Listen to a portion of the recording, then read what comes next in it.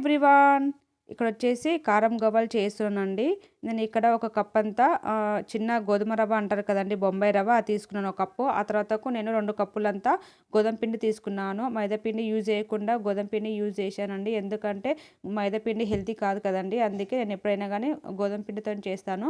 ఆ తర్వాత దాంట్లో కొద్దిగా టేస్ట్ సరిపోయేంత సాల్ట్ అండ్ పసుపు, కారం వేసేసుకున్న తర్వాతకు జీలకర్ర, వాము నేను ఇలా చేత్తో నలుపుకొని వేసేసుకున్నాను అండి. మీరు కావాలంటే జీలకర్ర, వాము 2 మిక్స్ కట్టుకొని వేసేసుకోవచ్చు.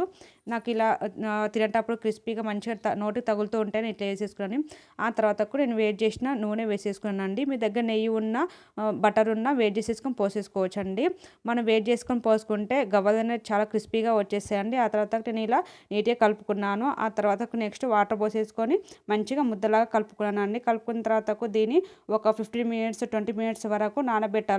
అంటే క్యాప్ పెట్టేసుకొని ఉంచుకోవాలండి. అలా నానిన పిండి మనము చిన్న చిన్న బాల్స్ లాగా చేసేసుకోవాలండి. ఇలా నానడం వల్ల మనకు గవ్వలు అనేది చాలా క్రిస్పీగా వచ్చేసాయండి, మెత్తగా ఉంటుంది.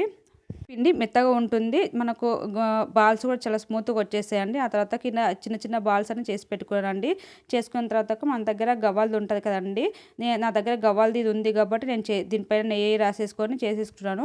గవ్వలు చేసేది ఉంటుంది కదండి మన దగ్గర, దానిపైన నెయ్యి రాసేసుకొని ఇంకా ఇలా నీట్గా స్మూత్గా చేసేసుకోవాలండి. మనం అదే పెద్ద బాల్స్ చేసేసుకుంటే మంచిగా రాదండి, అందుకని ఇంకా చిన్న బాల్స్ చేసేసుకోవాలి. ఆ తర్వాత ఆయిల్ వేడెక్కిన తర్వాత డీప్ ఫ్రై చేసేసుకోవాలి. చూడండి చాలా బాగున్నాయి, ఒకసారి ట్రై చేయండి, చాలా బాగుంటాయి. ప్లీజ్ సబ్స్క్రైబ్ చేసుకోండి.